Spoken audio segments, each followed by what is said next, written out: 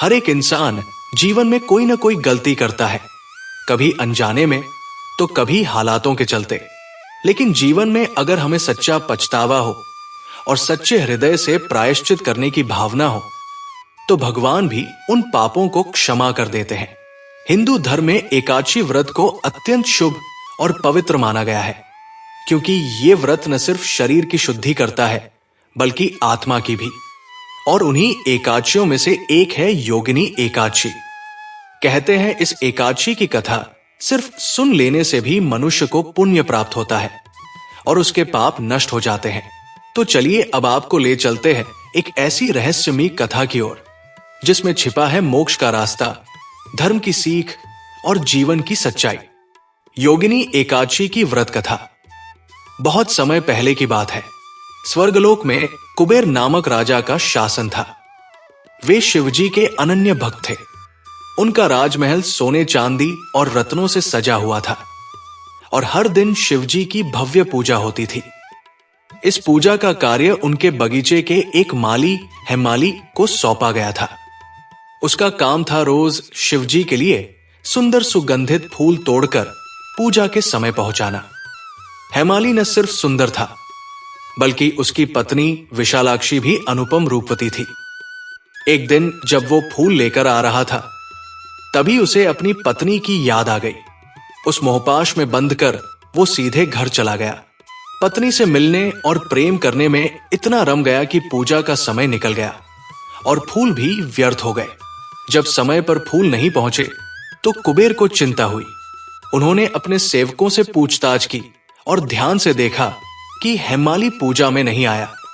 क्रोधित होकर उन्होंने अपने दिव्य दृष्टि से देखा और सारी सच्चाई जान ली। उनकी आंखों में क्रोध और अपमान का भाव था।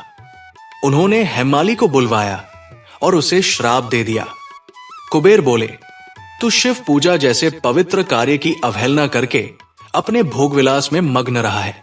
आज से तू कुष्ठ रोग से ग्रस्त होकर मृत्युलोक में वनों में भटकेगा और तेरे जीवन में पीड़ा ही पीड़ा होगी। श्राप के साथ ही हेमाली देवलोक से गिरकर मृत्युलोक में आ गया।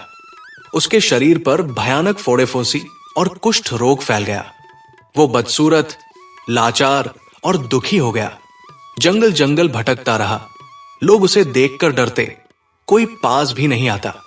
खाने को कुछ नहीं मिलता और जीने की कोई आशा नहीं बची थी। एक दिन वो भटकते भटकते हिमालय पर्वत की ओर चला गया। वहीं उसे एक दिव्य ऋषि मिले, ऋषि मार्कंडे। उनकी आंखों में करुणा थी। उन्होंने हेमाली को अपने आश्रम में आश्रय दिया। जब ऋषि ने उसका जीवन जाना तो उन्होंने ध्यान लगाकर उसके पूर्वजन्म और कारणों का पता किया। फिर बोले, हेमाली, तूने शिव पूजा की अवहेलना की है, लेकिन हर पाप का प्रायश्चित होता है। अब तू आने वाली योगिनी एकादशी का व्रत कर और सच्चे हृदय से पश्चाताप कर। इस एकादशी का व्रत ही तुझे इस दुख और श्राप से मुक्त करेगा।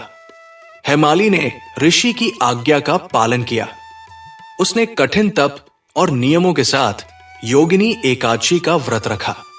पूरी श्रद्धा और भक्ति से उसने भगवान विष्णु का स्मरण किया और उस दिन उपवास रखकर रात भर जागरण किया। व्रत पूर्ण होते ही एक चमत्कार घटा। उसका शरीर धीरे धीरे स्वच्छ होने लगा, पीड़ा समाप्त होने लगी और कुष्ठ रोग मिट गया। वो न केवल पहले जैसा सुंदर हो गया बल्कि उसके भीतर की आत्मा भी निर्मल हो गई। उस दिन से हेमाली भगवान विष्णु और शिव दोनों का परम भक्त बन गया और अंत में स्वर्ग प्राप्त किया। योगिनी एकादशी की महिमा और लाभ। योगिनी एकादशी का व्रत करने वाले को 1000 ब्राह्मणों को भोजन कराने जितना पुण्य प्राप्त होता है। यह व्रत विशेष रूप से पापों के नाश के लिए जाना जाता है।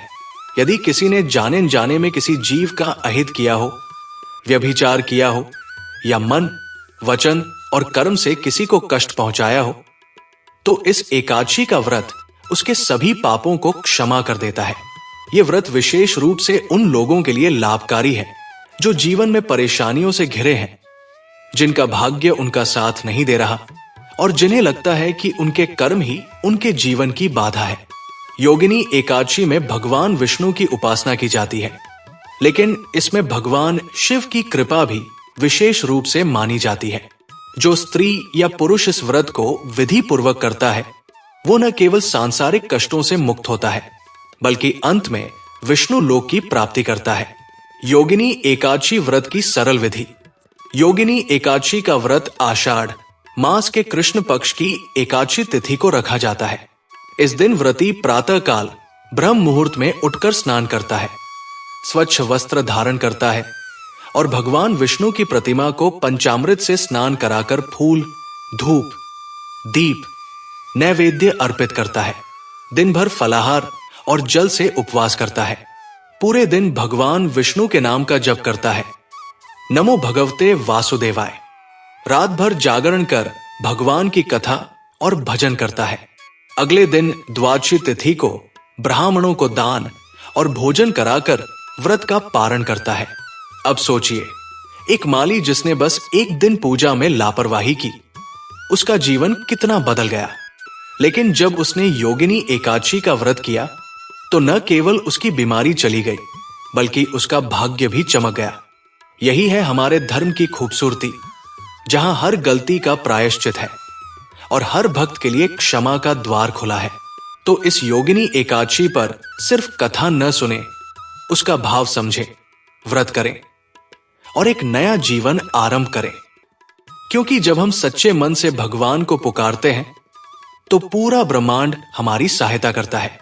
कथा पसंद आई हो तो दिल से सुनिए और अंत में कमेंट में जरूर लिखिए, जय श्री हरि। योगिनी एकादशी की पावन व्रत कथा से मिला सच्चा ज्ञान।